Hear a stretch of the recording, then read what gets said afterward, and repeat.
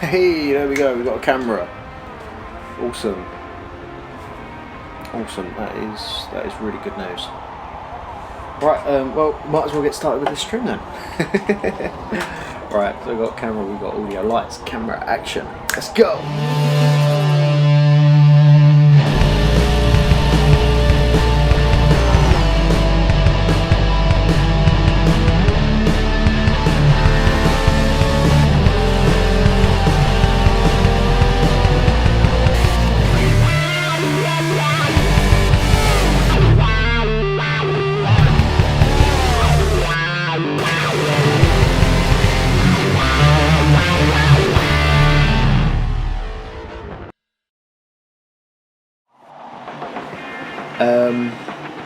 Yes, hello and welcome back to the channel.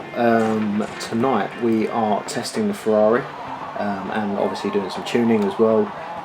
This is probably one of the most important stages when it comes to making a race car.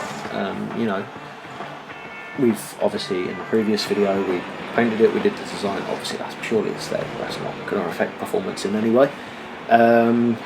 We then did obviously the setup. There wasn't a lot of setup we could do, but you know, it was quite interesting to see how much we could do and what changes we had to make, and if that's really going to affect how the car performs on track. Now lastly, this is the most important phase, so this could be a really interesting video if you're someone who's new to the games, or you know, wants to learn a little bit more about how to set up a car properly. I'm not saying I'm super professional, but I've been playing this game for such a long time. I know quite a lot of tips and tricks on how to set up a car and how to make things work and how to get things to go a little bit faster.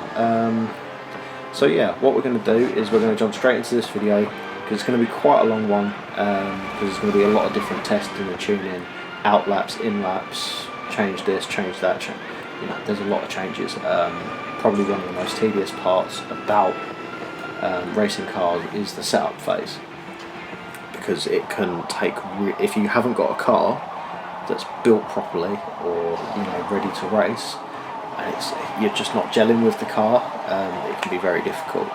So yes, the track I've chosen for testing, not because we're in a Ferrari, but because we're in a Ferrari, it's Mugello. Obviously big Italian track. Now I know, you know, a lot of you could say, oh well, why not Monza? Monza is a fantastic track for speed.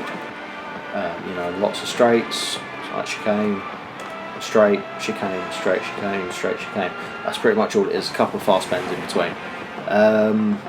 Whereas Mugello, you know, we have this really big long straight, long hairpin turn, couple of chicanes, but it really helps us sort of set up the car better, because you know the car's under a lot more pressure, a lot more changes in direction and elevation as well at this track, so it's going to be tested a lot harder here than it would be at Monza. So yeah, without further ado, we're going to get straight into it. I have done some setting up of the car beforehand. If I go into tuning here, you can see the first thing I do, lower the tyre pressures straight away. If you lower the tyre pressures, you increase your contact patch with the road, which in any race car is going to make for much better grip, much more predictability. Obviously this can cause the tyres to wear a bit quicker, but the grip when the tyres are working and performing just right, so much better. So next thing I've done, obviously gear ratios.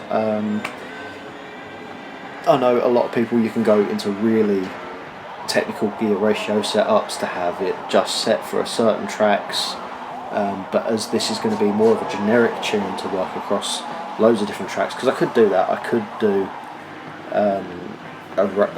a tune per race, but it would take hours to tune and set up a car up in between, and the videos would just get so long and boring, but I don't really want to do that. So I just want to do this one video. We're going to tune the car, we're going to get it set up perfectly to work on as many tracks as we can. Yeah, and then, you know, just leave it as is, whatever happens happens. but if we do this right, then we won't really have any problems. Obviously some tracks will suit our car more than others. So yeah, bit of give and take, just like we're racing.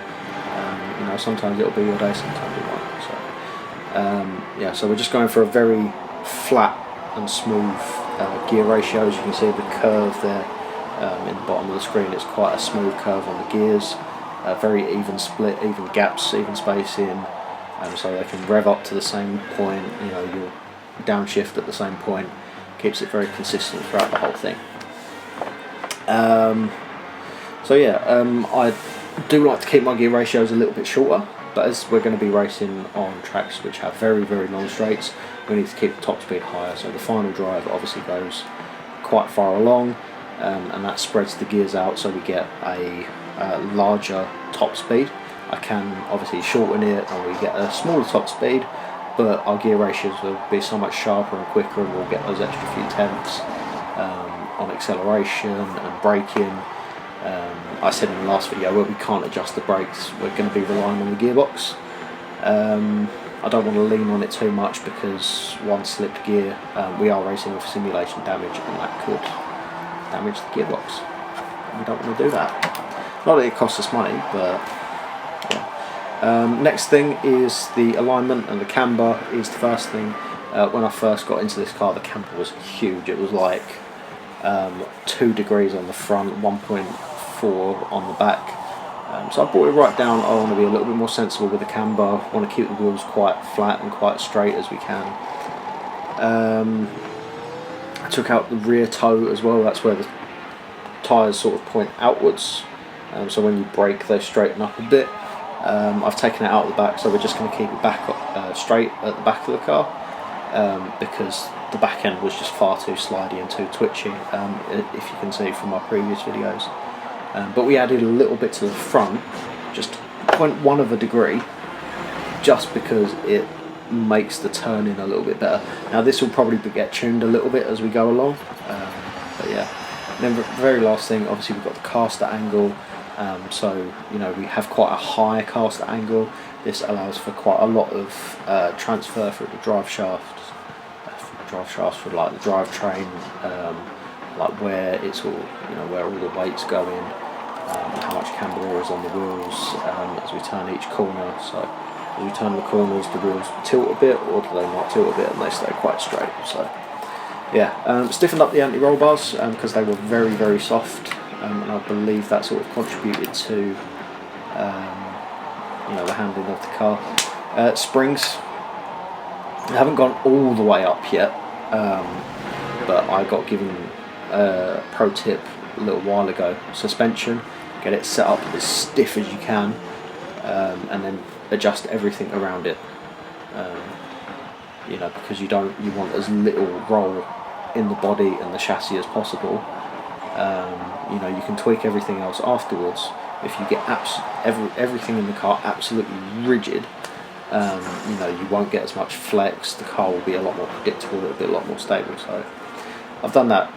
Ride height was oddly slammed all the way down, which on this game it's normally quite high to start with. However, for this particular car, it was slammed all the way down. And I find that can be a little bit of a problem.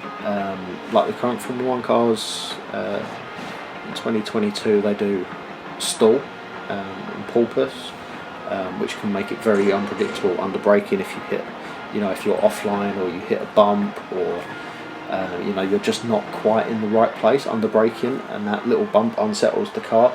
It's going to completely throw your whole corner and your whole lap, and you know, worst comes to worst, even your whole race off. So I like to raise the ride height just a little bit, just to, you know, we might lose a bit of performance, yes, but I feel like the stability and the reliability of the car over a race distance, it more than makes up for you know, that performance that you gain by having the car lower to the ground.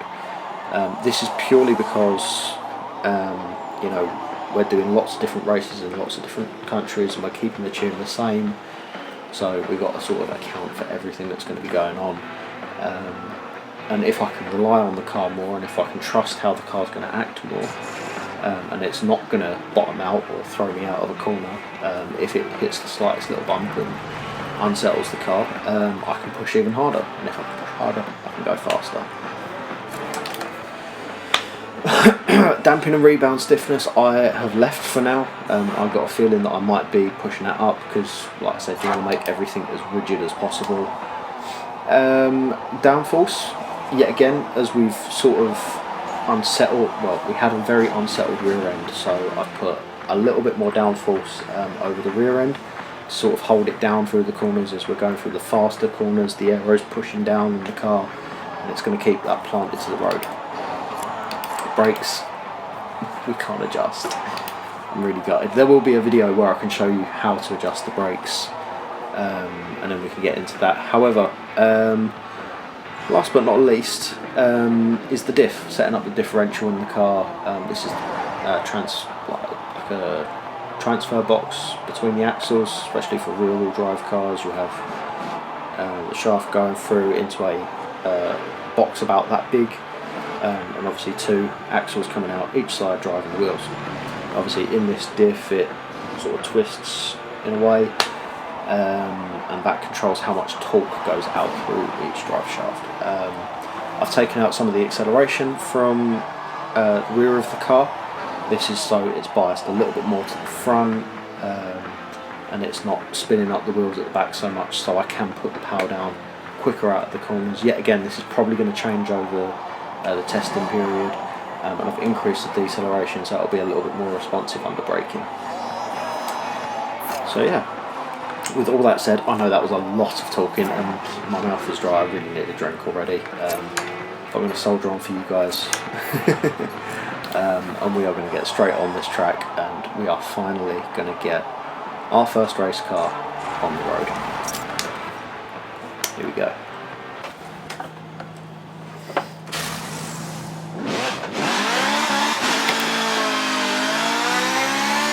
Not too bad, spins up quite a little bit under load, and we can get away with it. Quite a long run down to turn one. Quite sharp on the brakes, corner front ends.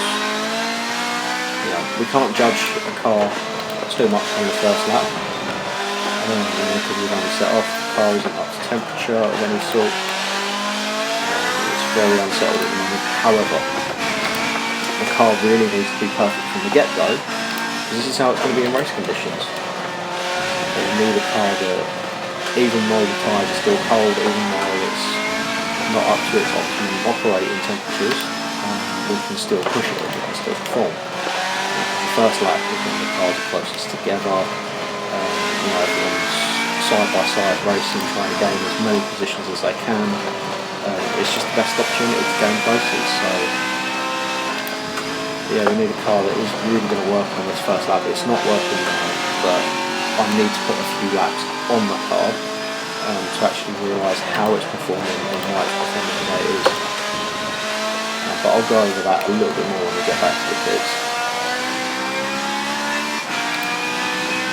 So for now, I'm just going to stop talking, give my mouth a rest, and go straight into these hot laps.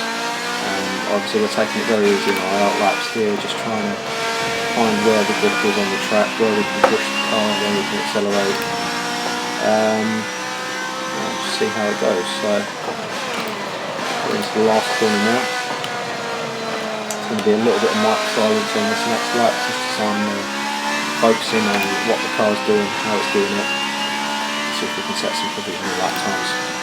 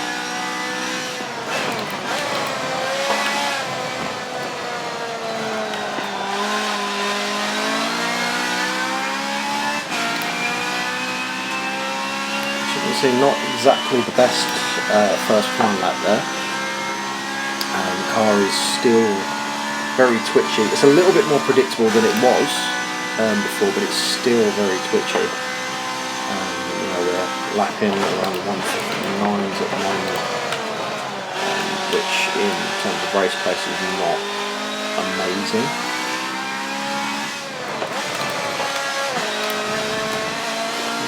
Personally,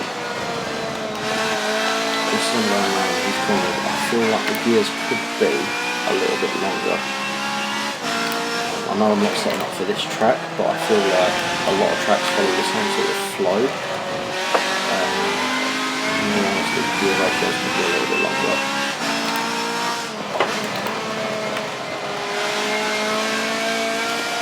So now we're 3 laps in and the tyres have actually warmed up a little bit.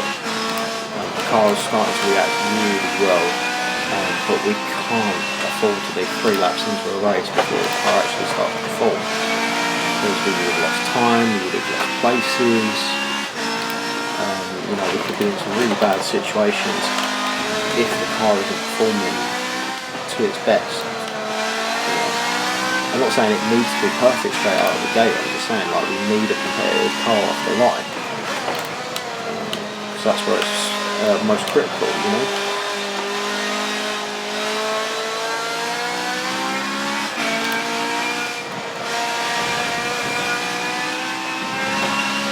Generous with the curbs there.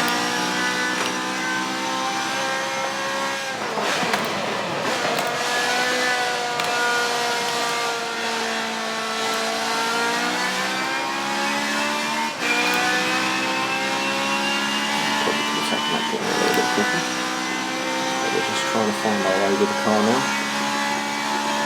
Come across the line and do 157, so obviously that lap was a massive improvement on the last one.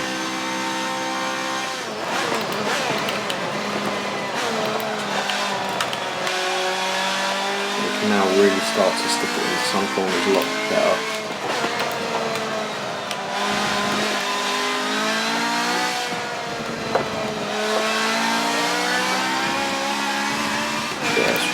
Starting to perform quite nicely now it's up to temperature. I can sort of predict where the car's going to go, I can throw it in, ease the throttle on, in and out of everything, and it will just go. But like I say, we need to find a way of unsticking it from this warm-up phase. As you can see, still really struggling there, the rear end grip. I'm not quite sure where we're lacking here. It seems to be all around the car at the moment. I think that summarises it really. We can't push out of corners, not even fast corners. I could understand if we was going quite slowly and not being able to put the power down, but through fast corners where we're already going very fast, we need to be able to trust the car and trust the grip. We just have a look into the. I'm going to pick up the controller now because I'm doing quite a lot.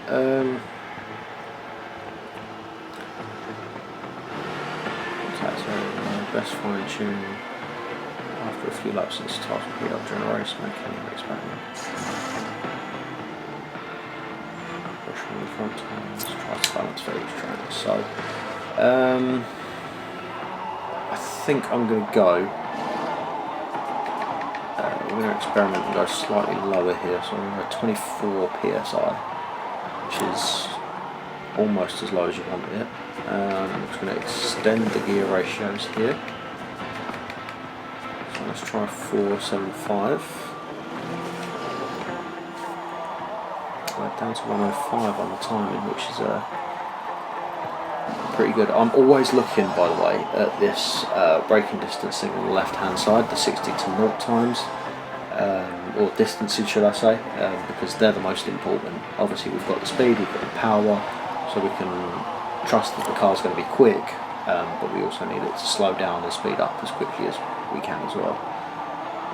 I feel like a little bit of toe out on the rear would really suit this car, just to make that turning just a little bit sharper. 105, that'll do.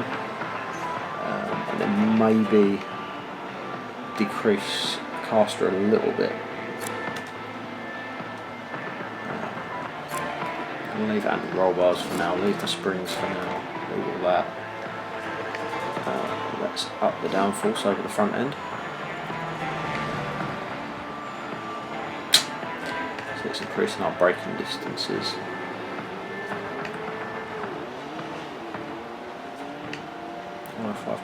That's not too bad, I can work with that. 105, we're looking good. See, this is what I mean, you've got to do it in increments. Take some of that out of the rear as well.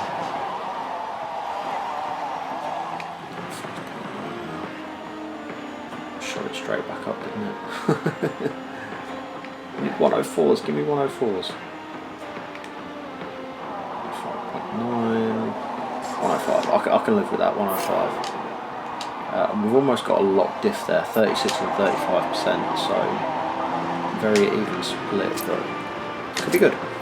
So I'm just going to put the controller back down. That should be it.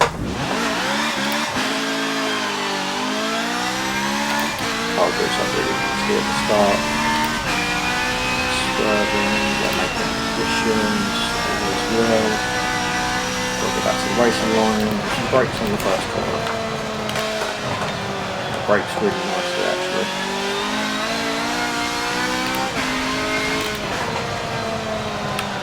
Yeah, I think we've got it.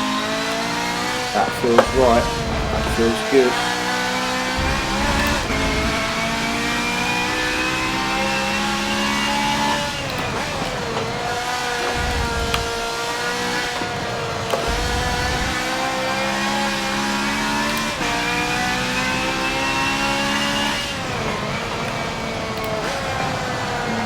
Yeah, I don't know. Right, that was driver error. I'm putting that down to driver error. Ignore that. Right, I can still take these corners very quickly. The car is doing exactly what I want to. Wow. That back end and the front end are starting to tie right in together and give us no more problems. Get the power inputs right, get the steering inputs right. We are finally working together. Car and driver has one. Give up the tyre is exactly the same. Technically needs to from driver as one, but it translates to car and driver as well.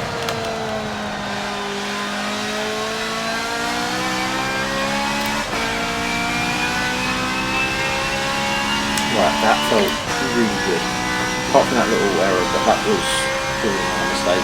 I'm going to give it another go.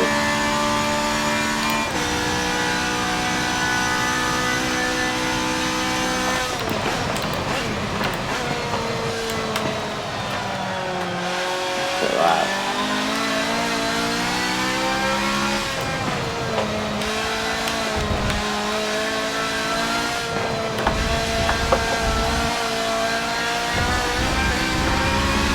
Best lines through there, but it was one driver there, you can't blame that.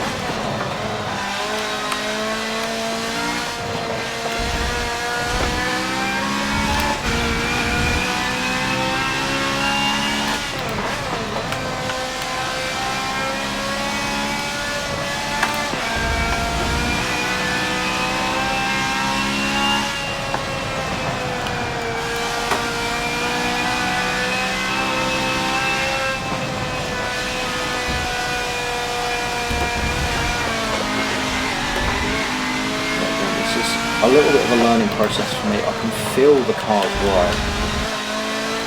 I know I'm making a few little mistakes and the lines aren't so perfect.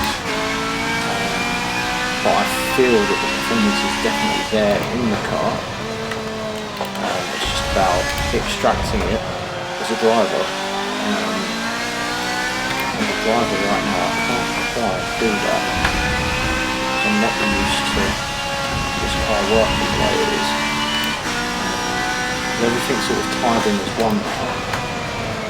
You've got to remember I've spent the last half hour, or even longer, trying to correct the back end or correct the front end into the corners, and now they're both working together. It's like, oh, so how do I work with this?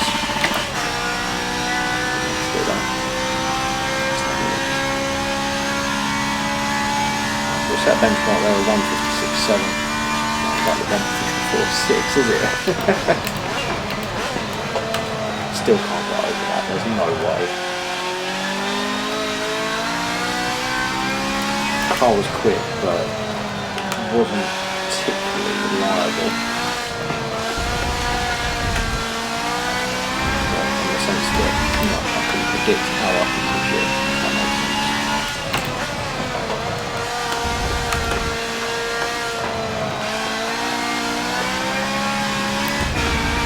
Good through there, right? I've done a couple of attempts, but I feel like the more confidence we gain through these corners, the better. Especially these couple of corners here. Put a little bit back brakes. Get through that quite nicely, and then just lift and coast through this corner. And then you get back on the power, and you know you're not going to come off it until the next corner. Hope on it, just do it.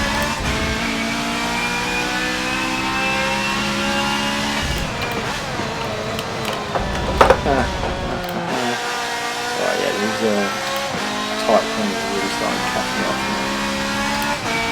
That corner in particular, absolutely pinned through there, and that was perfect. That was on the mark. Yeah, Mugello's corners are really catching me off guard, that's for sure.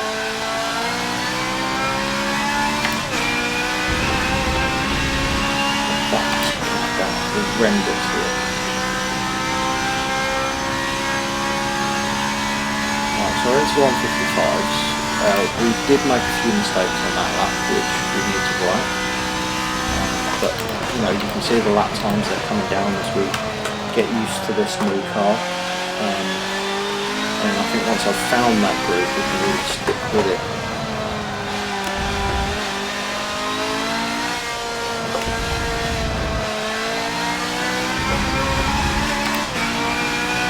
I feel like the more we drive, the more the car warms up, the more the tyres are settling into this stim.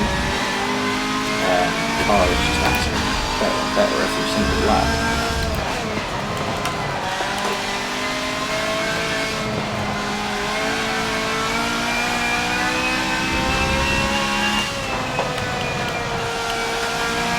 So much good for that section there.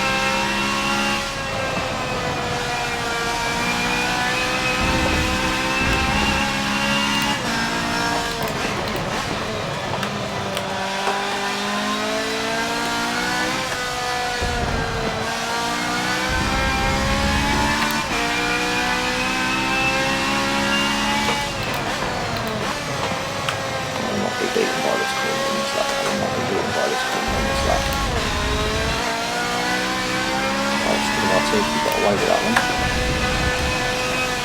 Too much curb. Oh.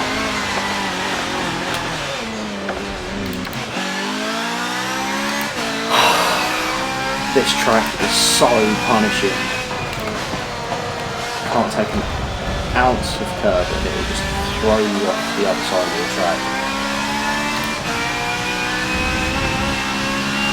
So that kind of spoiled our lap there.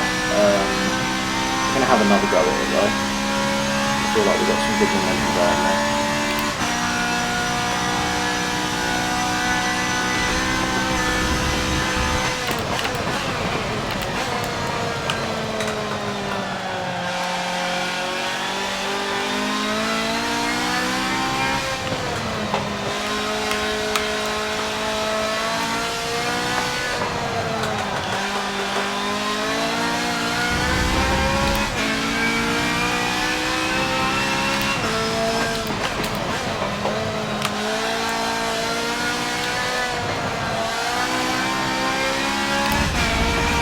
For the chicane, it's just so much easier to handle now. this is really, this track really tests the car because off camber, uphill and downhill corners, especially the downhill ones, for some reason this really catches cars. The uphill ones, the car can handle. As you can rightly tell, it's staying well within the lines of the circuit, not doing too many corrections. But as we all know, it's this corner here that catches the knife. Downhill, off camber, really long hairpin bastard. As long as we don't catch too much curve on the first part of the chicane there, take it pretty flat through the rest of the chicane. And yet again, off camber, downhill, breezed over the curve there. It's really unsettled the car, so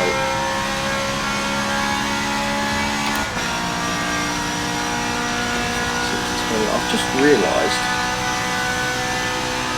our front tyre is already 17%. Front tyres are 17% worn 6 laps in. I don't think that's right.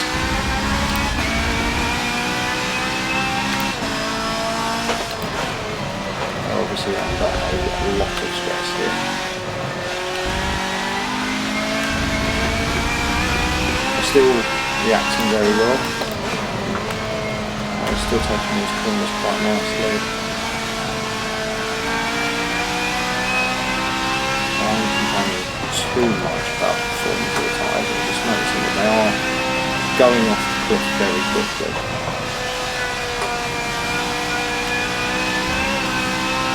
Graining phase, who knows? Is that mechanical through the motorsport 7? Not clear. But supposedly it is going to be in motorsport 8 or motorsport. I'll keep calling it motorsport 8 for a while. I've run just a bit wider this time, so I can correct the thing a little bit sooner. So much better there, right? Not too much curve there. 200 something, if I want just a little bit wider before turning in. We're way offline there. I can do that one.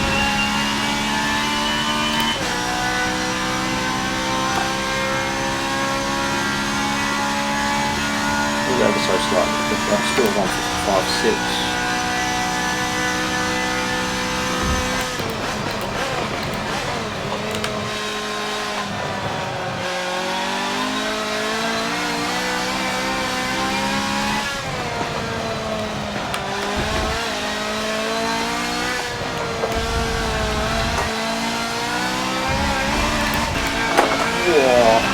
Oh no! The back tyres have gone as well. Really putting these tyres under a lot of load for some reason.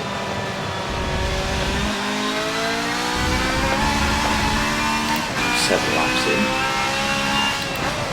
It just goes to show how much this track really tests a car. I feel like we've got a really nice setup there actually. So what I'm going to do without this video dragging on for too long, let's take it to some other tracks. My gut instinct is to go home, second home, and go Silverstone. After watching this channel for a while, that you will know that my home is Brands Hatch. Literally about 20 minutes down the road from me where I live, and it's just, I've been going there ever since I was a baby. Which is one of my favourite tracks in the whole world. Always great atmosphere, always a great place to be. Can't beat it. Anyway, here we are at Silverstone. I've got a lot more confidence in this car here. So know the turns are a lot faster, the car can react a lot better.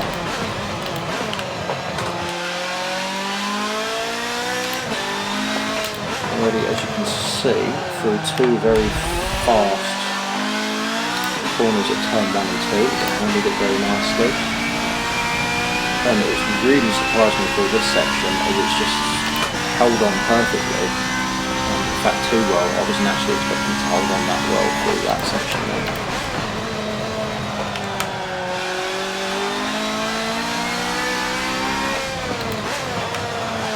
So yeah, nice and early here. Yeah, you know what? I think he was right. That Mugello really tests a car off camber. That's a good track to test. Nice to remember that, because here it is really shining. This car, really shining.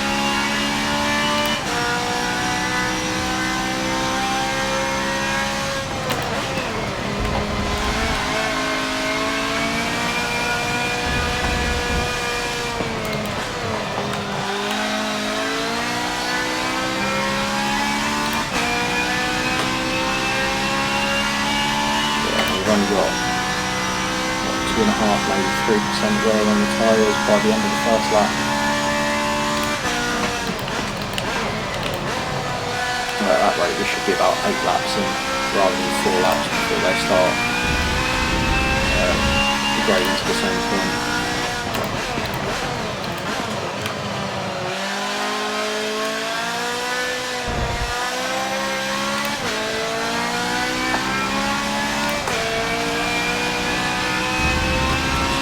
First lap, the tyres are at exactly 3%.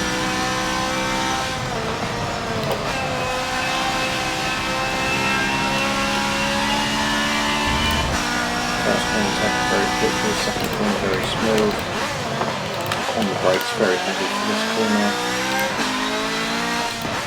Just able to stick this solid to them.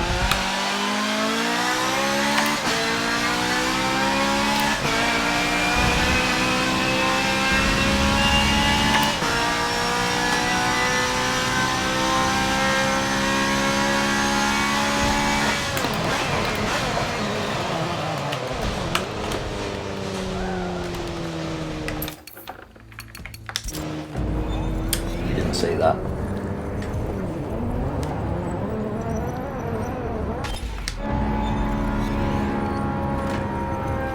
You did not see that at all.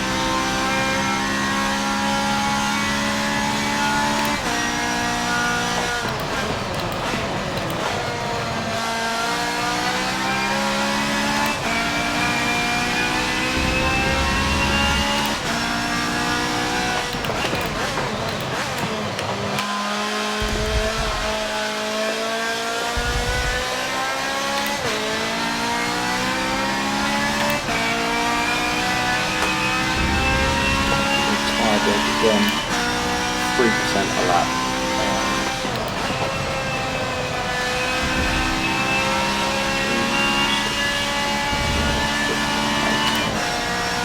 Probably lap 6 by the time these tyres go yellow.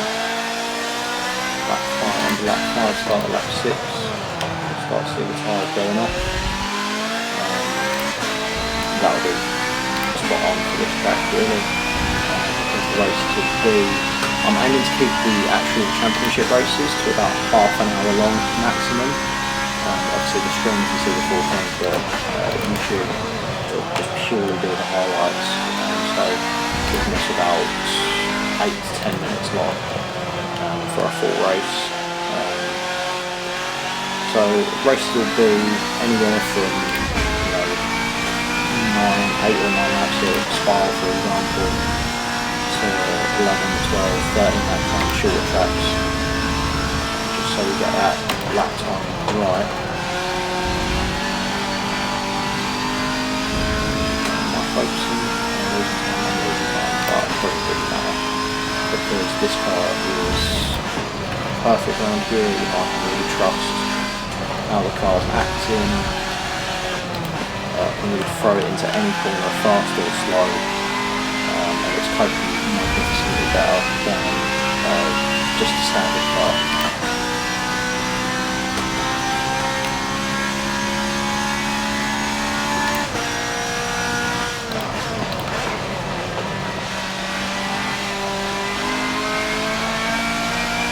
So I'll make that turn up in the last few corners by really throwing it in.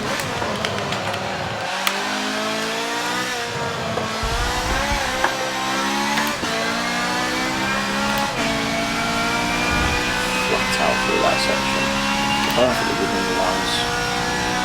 We almost made that time back actually. I think if I really knuckle down and go for a lap here, we could get something in the 205s, maybe even 204.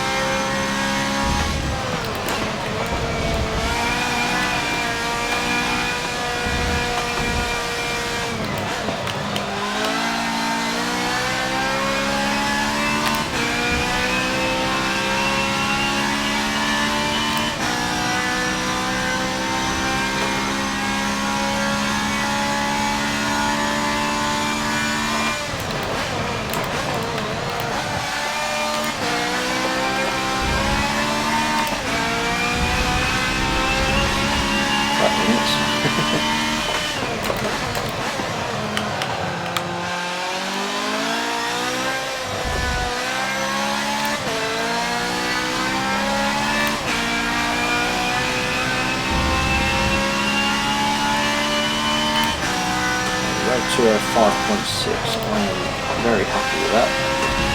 This car is responding brilliantly. I think we've got just about time for one more track. So we'll leave Silverstone now. That was fantastic. I'm really happy with how this car's set up and how it's acting now. What's another tricky track, hey? I feel like Suzuka used to be my old staple of a track to test on, as there's been a few over the years. Right then, so here we are at Suzuka. I'm going to test this car out now. So yeah, all is looking well to start off with. Great acceleration off the line.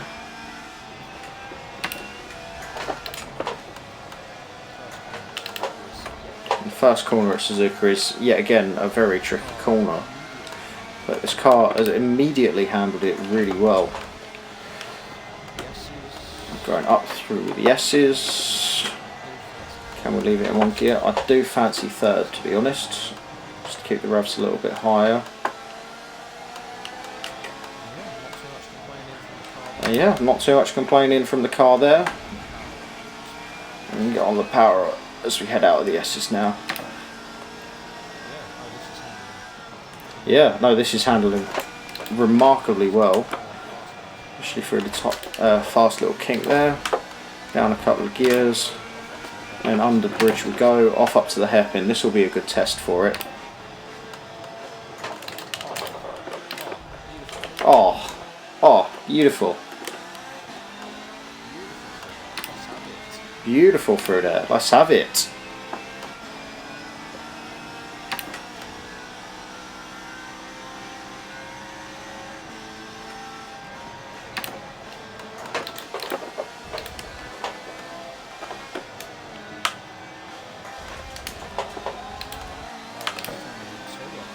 Well, almost turning in too well for my liking there. This car is absolutely aced it. Yes, we like it, and we like it a lot.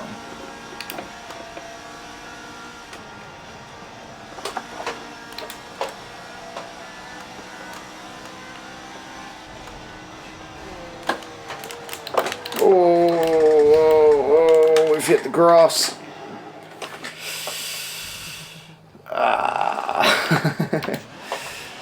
That is unfortunate, but thankfully that won't have compromised our fast lap, which we can now take as we exit the chicane. We head down the start finish straight now to start the lap.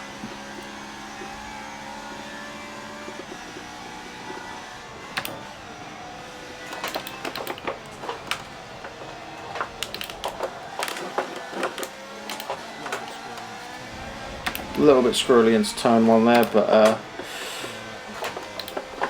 yeah, no, it wasn't. This has not been ideal. Starts the lap, but we're still quick. We're still hanging on.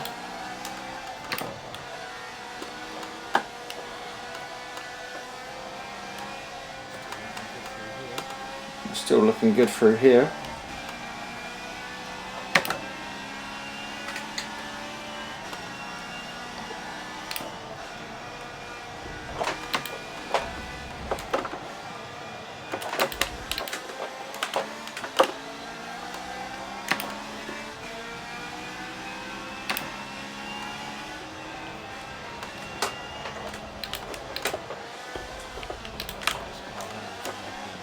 Yeah, this car handles the hairpin so much better than I really anticipated there.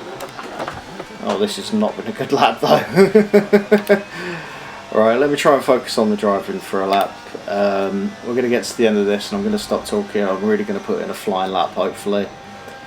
Something worthy of a bit of merit. This is no black mark against the car. The car's acting great. It's just me as a driver at the moment. I'm just not there on the talent front yet, so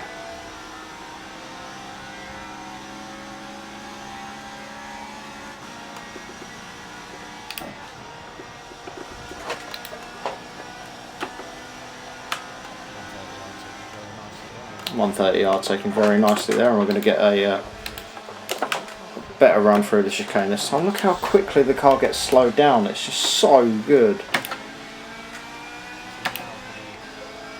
As we now head on to the start finish straight to start our proper flying lap. Silence on the mic, please.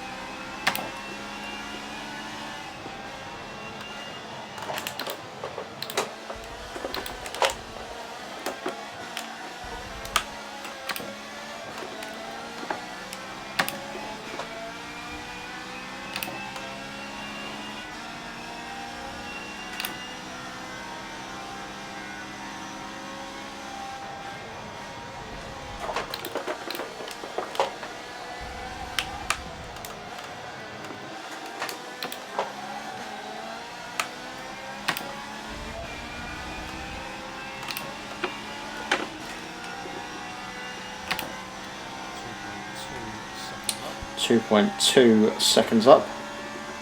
That time looking good.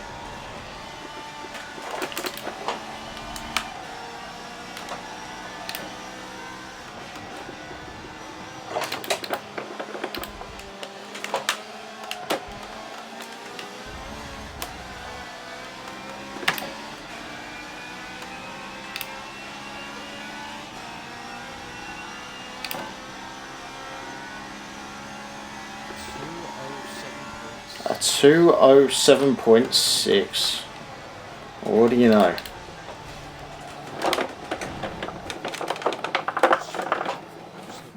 Yes! Absolutely nailed it. No, that's a really solid lap. I'm happy with that. And I believe that's all we've got time for.